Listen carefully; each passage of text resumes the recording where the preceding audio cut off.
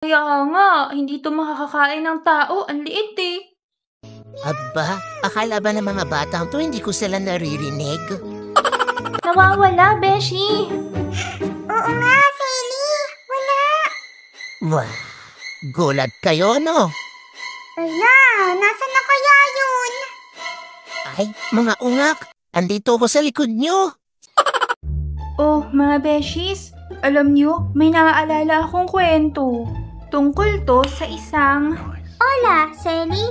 Maaari mo ba ikwento kung ano yung nasa isip? Oh, man! Sige, sandali alalahanin ko lang. Hayaan mong hulaan ko muna kung tungkol saan ay kukwento mo. Nautot ka, tapos maraming nakaamoy, tapos alam nila na ikaw yon? O hindi ka crush ng crush mo, kaya na friendzone ka. O di kaya ay ampon ka pala ng tatay at nanay mo. Bruh. Mga viewers, ano sa tingin nyo ang pinakamasakit at pinakamasaklap dun? I-comment nyo nga sa baba. Gracias! Be, wala namang ganun. Alam kong hindi nyo to tatanungin, kaya sasabihin ko na lang na isa akong gagamba hunter. Uy, Bushi! Ano? Saan naman tayo ngayon maghahanap ng gagamba? Balita ko, mayroon daw dun na gagambang aswang dun sa bukid. Eh kung gano'n naman pala, puntahan na natin at hanapin na natin aswang na gagamba. Teka, sabi nila kumakain daw yun ng tao. Pag nasapot ka, igagawin kanyang hapunan. Di totoo yun. Gagamba lang yun. Mas malaki ako dun eh. Gagamba lang yun. Pusa ako. Meow. Kung sa bagay, kung malaki yun, di tumakbo na lang tayo. Huwag ka na mag-overthink, Selly. Tara na, baka makuha pa ni Robert. Okay, sige, let's go. Beshi, nakikita mo ba yung nakikita ko? Aba, syempre. Nakikita ko. Di naman ako bulag, be. At confirm, be. May pakpak siya. Ito na yata yung gagambang aswang. Pero ba't parang liit? Kaya nga, hindi to makakakain ng tao. Ang liit eh. Aba, akala ba ng mga batang to hindi ko sila naririnig? Pagdating ko kaya to sa liig. Kaso, pampira yata yung gumagawa nun, aswang ako. Mamaya kayo sa akin, patitikimin ko kayo ng minamaliit ng gagambang aswang. Nang malaman ng mga batang to, gaano ko kapogi.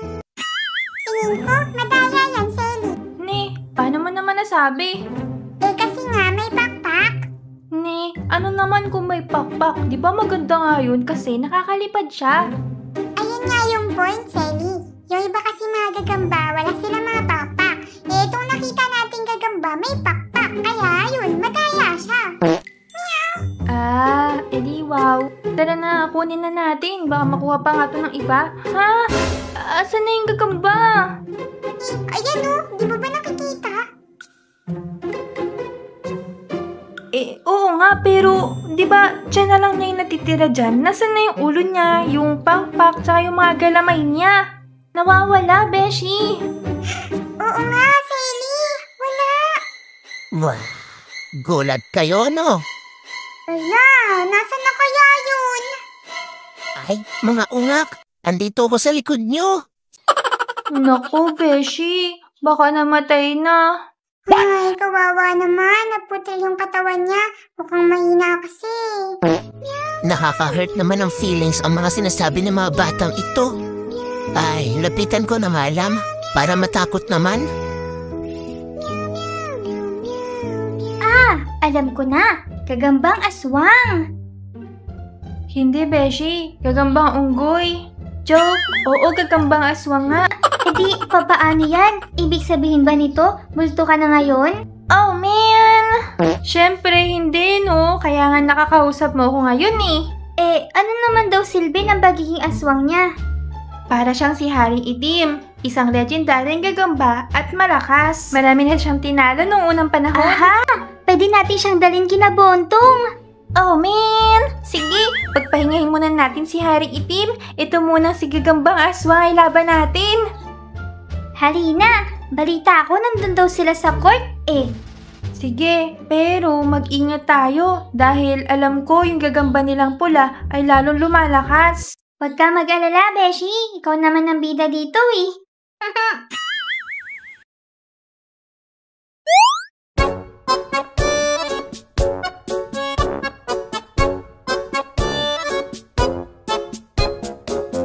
Ano ba naman tong batang to? Parang walang pakiramdam. Manhid na yata to eh. Siguro na heartbroken na to kaya hindi na nasasaktan. Ang hirap naman dito kumagat. Pahaldod-kaldak. Ang likod-likod maglakad. Parang may lamok doon sa liig ng kaibigan ko ah. Paluin ko kaya? Kaso baka magulat siya. Sasabihin ko pa ba na papaluin ko o paluin ko na kaya? What?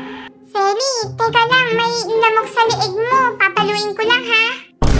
Teka, wag mo ko papaluin. Baka mamatay ako. Bulag yata tong pusa na to. Hindi niya alam na ako yung gagambang aswang. Beshi, paluin ko na ha? Sige na, dalian mo. Baka madengge pa ako eh. What? Dalian mo na, Boshi. Teka, wag. May asawa at anak pa ako. Uuwi pa ako sa pamilya po.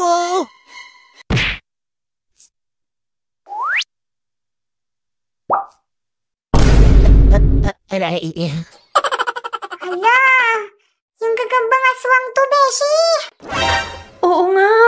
Naku, legendary pa naman yan. Mga Beshi, sa tingin nyo, mabuhay pa to? Huwag mo siya maliitin. Aba, syempre naman. Dahil isa yung legendaring gagamba at ang makakahuri niya ay nagre-recover lang ng mabilis. Teka, anong ginagawa mo dito? Naparito ako para hamunin tayo sa isang labanan ng mga gagamba. Okay. Kala ko mangungutang ka eh. Hala, lumipad! Sayang. Masasama ko na sana yun sa mga gagamba ko mga koleksyon ng mga legendary. Aswang na gagamba na naging bato pa. Itong mga batang po, ilalaban ako sa mga gagamba hindi ko naman kabet. Maliban na lang kung si Haring Itim yan, lalabanan ko talaga. Oo nga pala. Naku, baka nag-aalala na sa akin yung mag-ina ko. Hinahanap na siguro ko ng napakaganda kong asawa. Oo, gulay. Naiwan ko yung kalahati ng katawan ko sa kamay ng pusa na yun. Bakit ba kasi kailangan pang hatiin yung katawan ko para makalipad ako? Sino ba kasi naka-invento nito?